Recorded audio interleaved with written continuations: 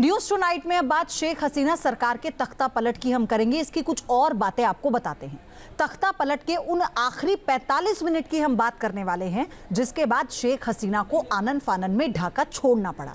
शेख हसीना अभी दिल्ली के एक सेफ हाउस में है, लेकिन सवाल यह है कि आखिर कहां पनाह लेंगी शेख हसीना। रिपोर्ट देखिए।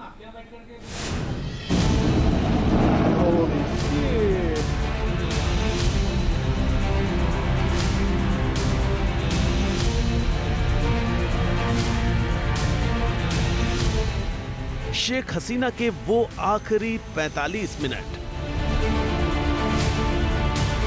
45 मिनट में 4 लाख की भीड़ सड़क पर। जब आवाम साथ छोड़ दे, सेना भरोसा तोड़ दे, साजिश कामयाब हो जाए, दुश्मन एक हो जाए, तो फिर सबसे पहला मकसद हो जाता है जान की हिफाजत करना। शेख हसीना ने भी यही किया। ये वीडियो 5 अगस्त का है। ढाका में मौजूद पीएम हाउस यानी गढ़ भवन का है। दोपहर करीब 2 बजे शेख हसीना ने पीएम पद से इस्तीफा दिया और फिर बांग्लादेश एयरफोर्स के हेलीकॉप्टर से रवाना हो गई। बताया जा रहा है कि शेख हसीना देश छोड़ने से पहले बांग्लादेश की आवाम को संबोधित करना चाहती थी, लेकिन आर्मी चीफ वकार उज जमा के 45 मिनट के अंदर देश छोड़ने के अल्टीमेटम के बाद वो स्पीच रिकॉर्ड करना छोड़कर अपनी बहन शेख रेहाना के साथ रवाना हो गई। अब सवाल यह है कि आखिर 45 मिनट वाले उस अल्टीमेटम के दौरान ऐसा क्या हुआ कि 5वीं बार पीएम पद पर काबिज शेख हसीना को महज 4 सूटकेस के साथ अपना वतन छोड़ना पड़ा। शेख हसीना सोमवार शाम करीब 5:45 पर C-130 ट्रांसपोर्ट विमान से दिल्ली के करीब हिंडन एयरबेस पर पहुंची। बताया जा रहा है कि शेख हसीना को एयरबेस के सेफ हाउस में रखा गया है। उनकी सिक्योरिटी में वायुसेना के गरुड़ कमांडो तैनात हैं। बांग्लादेश के प्रमुख अखबार प्रथम आलो का दावा है कि सोमवार 5 अगस्त को जब देश भर से प्रदर्शनकारी ढाका की तरफ बढ़ने लगे तो शेख हसीना तनाव में आ गई। उन्होंने फौरन आर्मी जनरल को तलब किया। बांग्लादेश आर्मी चीफ जनरल वकार उज जमा अपने मातहत फील्ड कमांडरों के साथ गढ़ भवन पहुंचे। बैठक में शेख हसीना इस बात से नाराज थी कि सेना प्रदर्शनकारियों पर बल प्रयोग क्यों नहीं कर रही है। शेख हसीना ने सैन्य अफसरों के सामने पुलिस का उदाहरण देते हुए वैसी ही कार्रवाई करने के निर्देश दिए।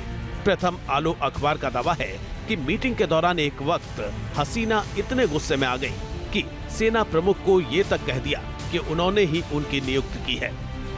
देश छोड़ने से 45 मिनट पहले तक हसीना प्रदर्शनकारियों पर बल प्रयोग के लिए अड़ी थी। शेख हसीना की बहन शेख रेहाना ने भी उन्हें मनाने की कोशिश की, लेकिन हसीना नहीं मानी।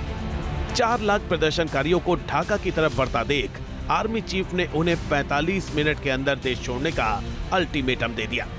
इसी बीच अमेरिका में मौजूद उनके बेटे साजिद वाजेद ने फोन कर शेख हसीना को इस्तीफा देने पर राजी कर दिया। शेख हसीना के पास सामान पैक करने के लिए भी समय नहीं था।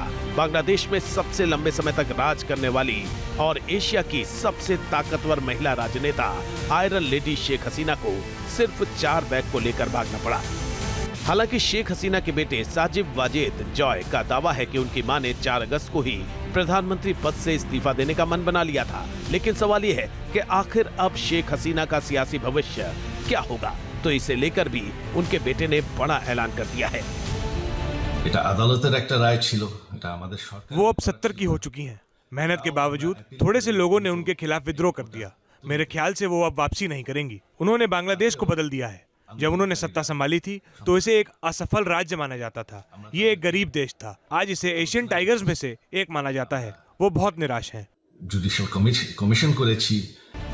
तो परिवार का दावा है कि अब शेख हसीना सियासत को अलविदा कह देंगी। लेकिन अब दूसरा सवाल ये उठता है कि क्या शेख हसीना बांग्लादेश वापस लौटेंगी या फिर किसी मुल्क में निर्वासित जिंदगी जिएंगी।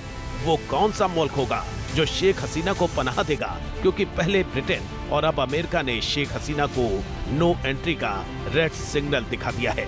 मतलब हसीना की एंट्री को ये देश अपने लिए सही नहीं मान रहे हैं। Team news nation. बांग्लादेश में जब उपद्रवी हिंसा कर रहे थे तो शेख हसीना पीएम हाउस में मौजूद थी। लेकिन अचानक उन्होंने देश छोड़ दिया। मगर सवाल यह है कि शेख हसीना बांग्लादेश छोड़कर भारत ही क्यों आई और कैसे उनकी जान बची, अब ये भी समझिए।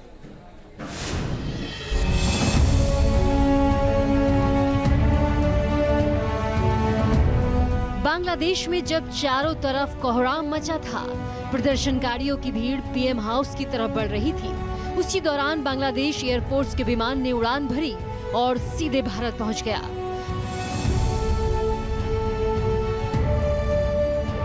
भारत पहुंचे इस विमान में मौजूद थी शेख हसीना, जिन्हें आभास हो गया था कि अगर वो बांग्लादेश में कुछ देर और रुकी तो उनकी जान जा सकती है।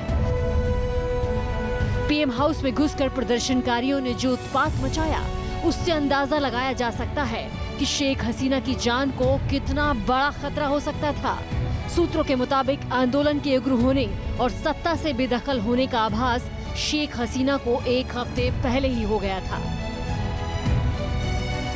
31 जुलाई को बांग्लादेश में भारत के राजदूत प्रणय वर्मा ने शेख हसीना से मुलाकात की थी और हसीना ने राजदूत को अपनी जान के खतरे के बारे में बताया। हसीना ने दावा किया कि विरोधी ताकतें पीएम हाउस पर हमला कर उन्हें मारने की प्लानिंग कर रही हैं। बताया जा रहा है कि शेख हसीना ने भारत सरकार से मदद की अपील की थी, जिसके बाद भारतीय राजदूत ने इसकी जानकारी दिल्ली सरकार से साझा की। लेकिन सरकार इस मामले में सीधा दखल देकर किसी विवाद में नहीं पड़ना चाहती थी, इसलिए विदेश मंत्रालय ने शेख हसीना को भारत आने की सलाह दी। तय रणनीति के तहत ही हसीना के विमान को ढाका से ट्रैक करते हुए हिंडन में उतारने की परमिशन दी गई। Speaker sir, on 5th August, demonstrators converged in Dhaka despite the curfew.